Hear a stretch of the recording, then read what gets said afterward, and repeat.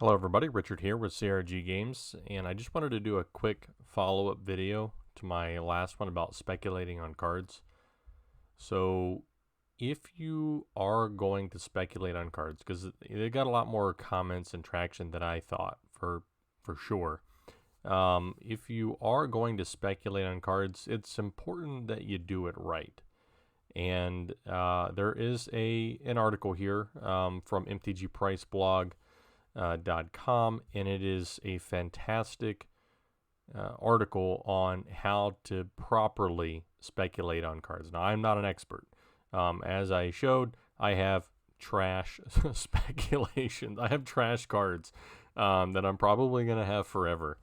But applying a little bit of math and a little bit of reason and a little bit of research, you can actually come up with good specs. I would highly recommend that you read this article. It comes up with a grading system to figure out how to grade a potential spec and tell you how good it is after you've gone through the motions here.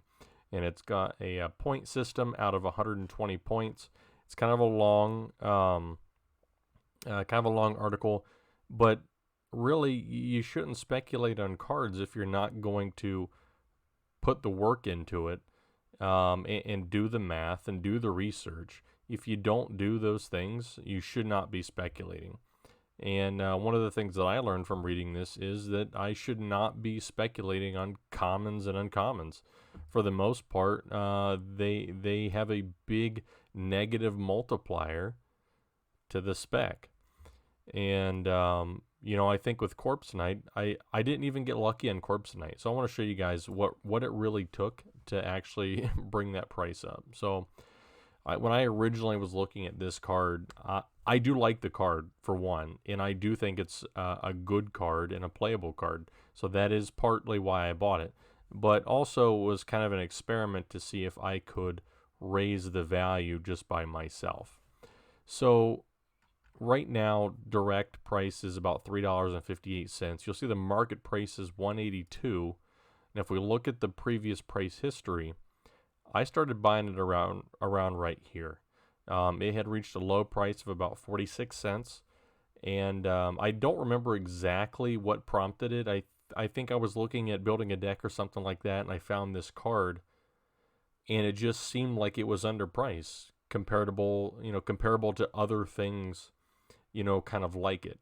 2/2 for 2 that pings each opponent for 1 life when a creature enters the battlefield under your control. I thought that was a good card. So I decided, hey, this feels underpriced, so I'm going to start buying it. So if you pull up sales history and we go back as far as possible, you'll see some points in here. I believe I started buying right around, see if I can find it, right around this point. So I think my first purchase was for 81 at 36 cents a piece. And then I started trying to wipe out all the smaller sellers, at the lower prices and just buy all of the inventory they had. Near mint and light plate. I don't really mess with anything under than that. 28 cents, 33 cents, 49 cents. These, I bought a whole bunch of them there. And if we continue to scroll through, a couple days later or the next day, more inventory had hit the market. I paid a lot higher prices for some of these because, again, I was trying to wipe out the total number of sellers. You can have 100 different listings with each person having one card, right?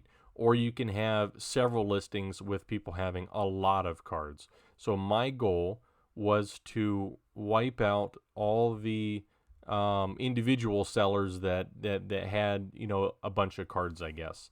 So this guy had 44 copies at 99 cents, way higher than I wanted to pay. But if I wanted to get that seller out, I needed to buy all their inventory. So I did that here, and then I believe, I think these might have been me. These were me. I believe these were me. These were all me. And there's a couple other bigger ones in here. There's one just recently. I bought 45 copies.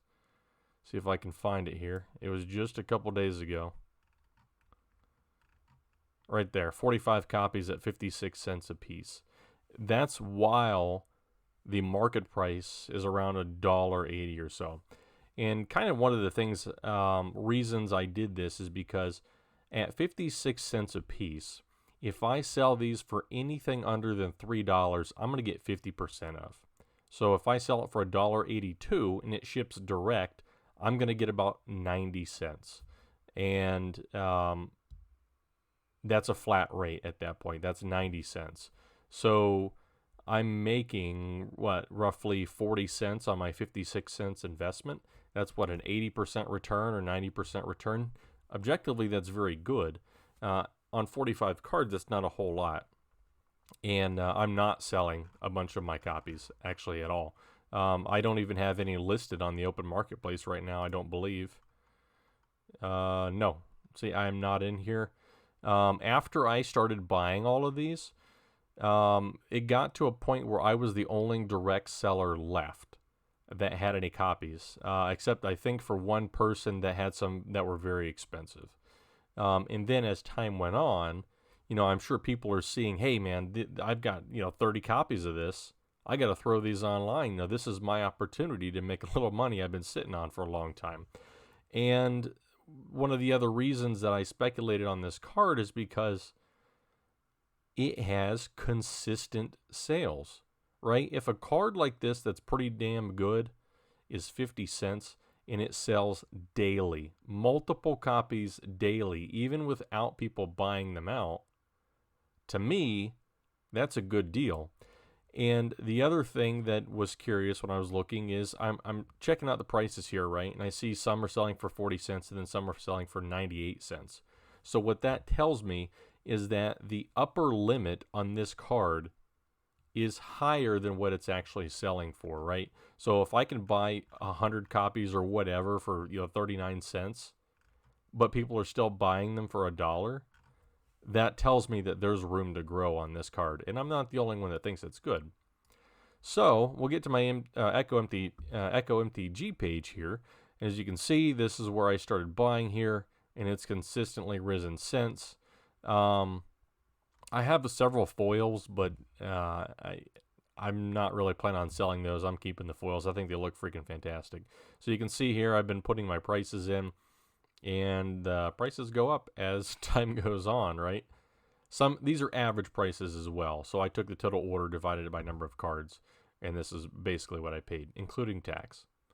So 373 copies. I spent $555. That is including tax on these cards.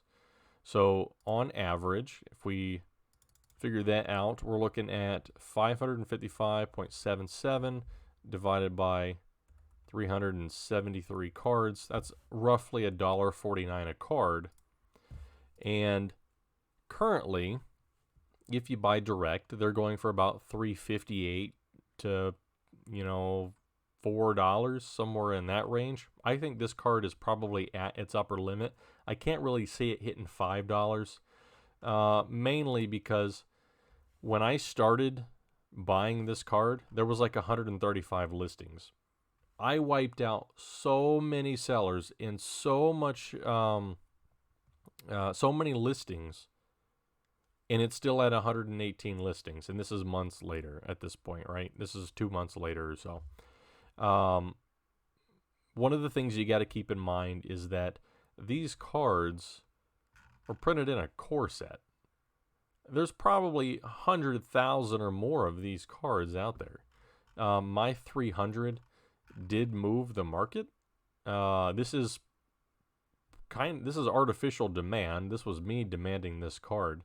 I'm okay letting these trickle out at $3.50 for as long as it takes, to be honest. Like I said, I think it's a good card. This is one of the specs that is currently working out for me, but there's still a lot of sellers out there. And this card is probably going to have a lot of sellers for a good while. So, to recap, if you're going to speculate on cards, check out MTG Price Blog. Read the article. Don't spec on cards unless you're going to do the research and put in the effort to find out if it's actually good or not. because not only is that going to save you from buying tons of cards that you got to sit on for a really long time and you may not make any money, but it could increase the chance that you actually do make money and you pick the right cards. And like I said, this article has a ton of great information. Reading it now, I would not have bought 90% of what I did. One other thing I will show you guys real quick is if I go to inventory and I type in Triome, I have a lot of Triomes. As you can see here, total acquired price $625, total value on the page almost $1,100. And Echo MTG shows you your gain and loss. Now some of these are actually $1 because I got them either on trade or something like that, or $0. I got it for free somehow. But most of these have an average cost of what I paid for these things. And some of them I actually paid a good bit. These are more recent acquisitions. But yeah, Triomes. I really, really love Triomes. They have done really great since I've been buying them. The ones that I got more early on have done better. But I did have to I reset my inventory last year, in the second half of last year. So these aren't the actual acquisition dates. I got these back in 2020. So hope you guys enjoyed. If you are looking to pick up some sealed product, on my store, I have decreased the price on everything. I'm looking to move some products. So these are all the prices on sealed stuff right now. Modern Horizons 2, I got down at $379. Time Star Mastered, of course, at 2021. I've got roughly 30 or so booster boxes I'm looking to move.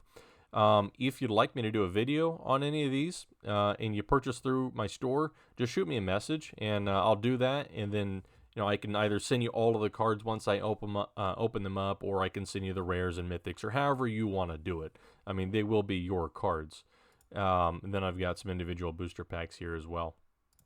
So, yeah, hope you guys enjoyed. If you want to support the channel, this is the way to do it. Visit crggames.tcgplayerpro.com. And until next time, I'll catch you later.